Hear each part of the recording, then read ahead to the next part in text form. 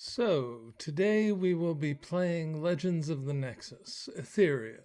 We will be playing Remy Talos's story. A noble's son living as a thief is offered something more dangerous than any knife, a job, by a man who is kind and threatening in the same breath. So, let us begin. The smell hit him first, not the honest stink of the sewers above.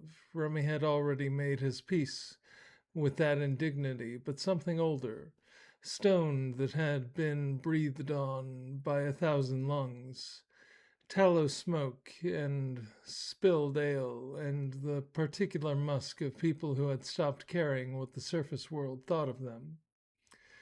Corbin walked ahead with the easy confidence of a man returning to his living room. The two bruisers had peeled off somewhere in the tunnels behind them, their job apparently done. Remy was alone with the man he'd tried to rob an hour ago, descending into a place that had no business existing beneath the cobblestones of Zales. The shadow den opened before him like a wound in the earth. It was larger than he'd expected. Stone buildings rose to a cavern ceiling stained black with decades of torch smoke. Merchants called from stalls. A woman laughed somewhere to his left, a real laugh, not the performative kind he'd heard at his father's parties. The air tasted like iron and possibility.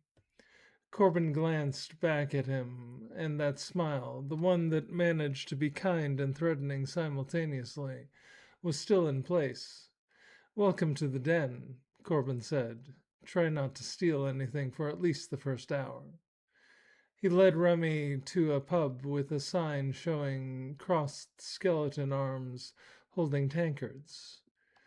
Inside, Corbin claimed a table with the effortless authority of someone who owned every table in the room and sat. Now he leaned forward, fingers laced, studying Remy the way a jeweler studies a stone before deciding where to cut. "So," Corbin said, "a boy with a good knife and bad instincts, who walks like money but smells like the gutter.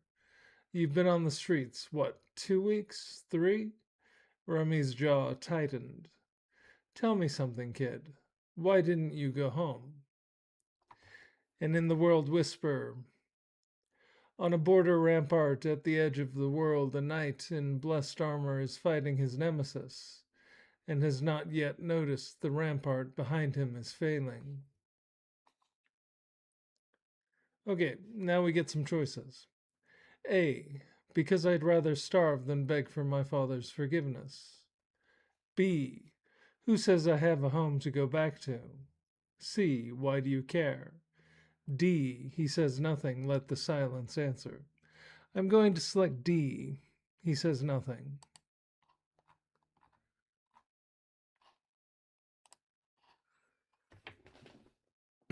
He said nothing. Let the silence answer. Corbin's gaze sharpened, but not surprise, but recognition. The kind of look a fisherman gets when the line goes taut. He leaned back in his chair, one hand still resting on the ale mug, the other drumming a slow rhythm against the scarred wood. "Smart," Corbin said finally. "Most boys your age fill gaps like that with noise. Excuses, lies, they think, sound better than the truth." He tilted his head. "But you're wondering what I already know, aren't you? Whether the silence buys you time or just digs a deeper hole."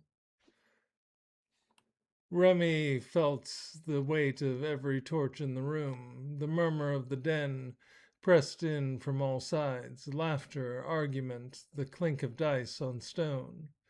Real people living real lives, and here he was, a nobleman's son, pretending the gutter fit.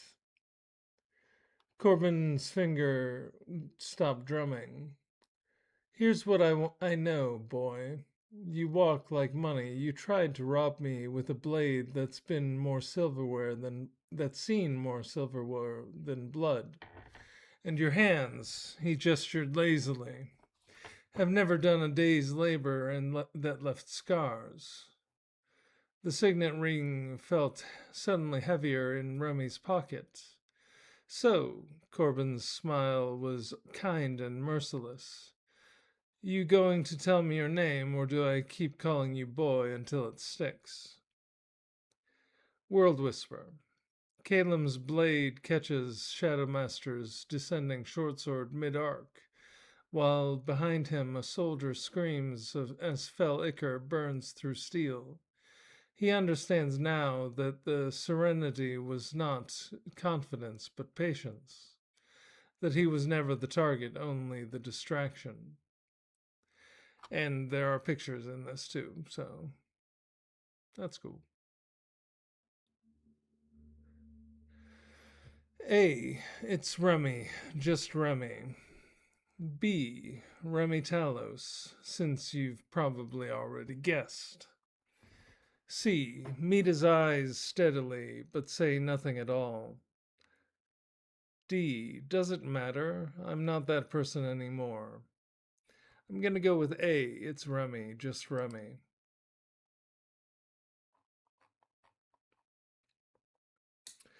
Corbin's smile didn't waver, but something behind his eyes shifted, a recalibration. Like a merchant adjusting weights on a scale, he nodded once, slow and deliberate, as though Remy had just confirmed something rather than deflected it. Just Remy, Corbin repeated, tasting the words. All right, I can work with that. He lifted his mug, took a long drink, then set it down with a soft thunk. Most people who come through here, they're running from something. Debt, family, the law, sometimes all three. He leaned forward, elbows on the table. The ones who last are the ones who know what they're running toward. Remy felt the question hanging in the air like smoke. Corbin gestured to the den around them, the stone buildings rising toward the smoke-stained cavern ceiling, the flicker of torches, the hum of 100 conversations. This place, it's not a hideout, it's community. People here look after their own, but their own means something. Means proving you're worth the roof over your head. He pushed a small leather pouch across the table. It clinked softly. There's a merchant in the upper district, surface side, near the gilded threshold. Name's Valen. He owes me a delivery. You bring it back here, unopened, and we'll talk about what comes next. Corbin's gaze was steady.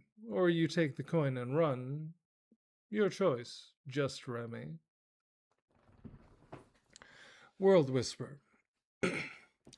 Mira's hands remain open at her sides as the lead dragonkin steps closer, scales gleaming copper in the volcanic light, and she realizes the stillness in her palms is not surrender, but the first shape of something she has never tried before.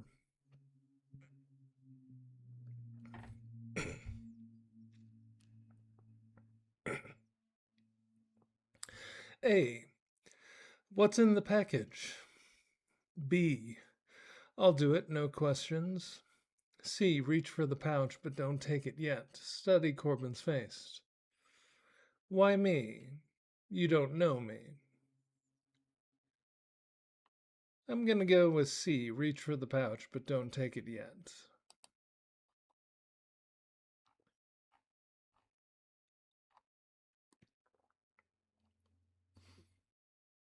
Remy reached for the pouch, fingers hovering just above the worn leather.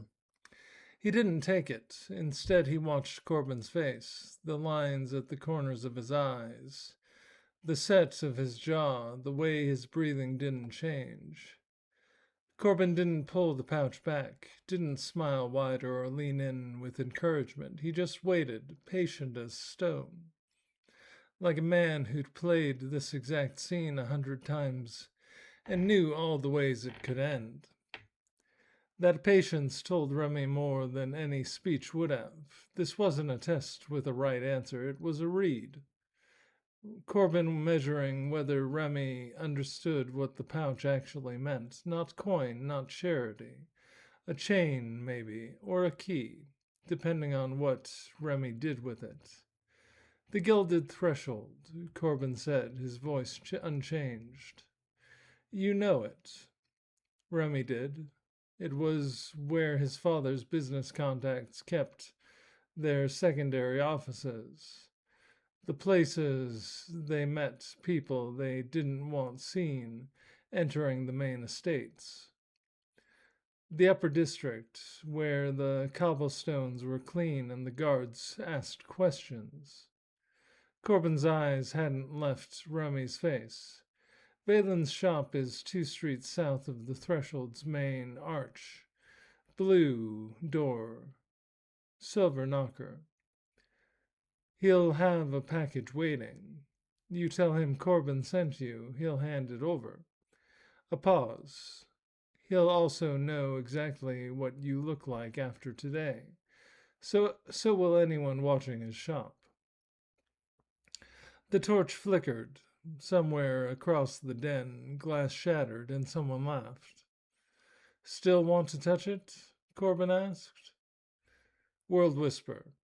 Lilith holds her body perfectly still as the Dark Prophet's envoy tilts his head. The question he hasn't quite asked, filling the antechamber like incense, and somewhere 3 floors below, the heretic she spared is already fleeing through a servant's tunnel she will later pretend she didn't know existed. A. What's in the package? B. You're testing whether I'll run. I won't. C. Take the pouch and pocket it without another word. D. Why me? You caught me trying to rob you. I'm just gonna take the pouch.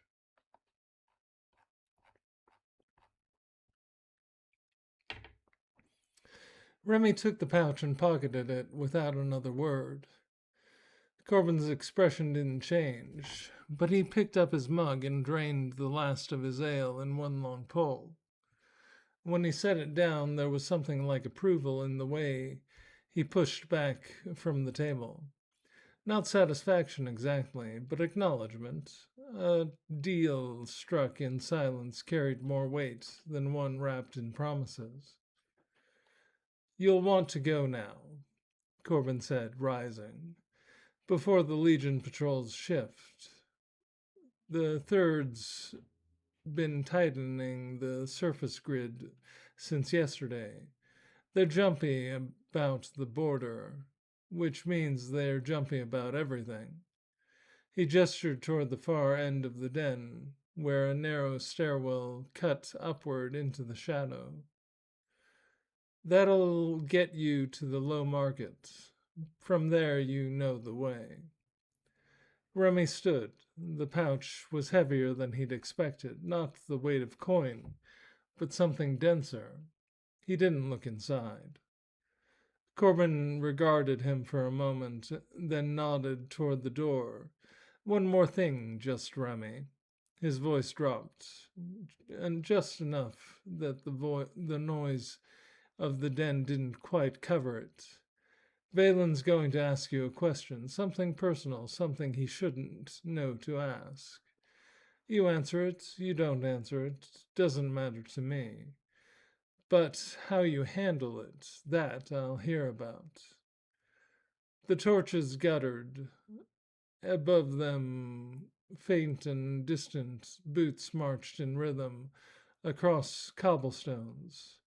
Corbin turned and walked back toward the bar, leaving Remy standing alone with a pouch full of someone else's business, and a stairwell leading up into a city that might still remember his face.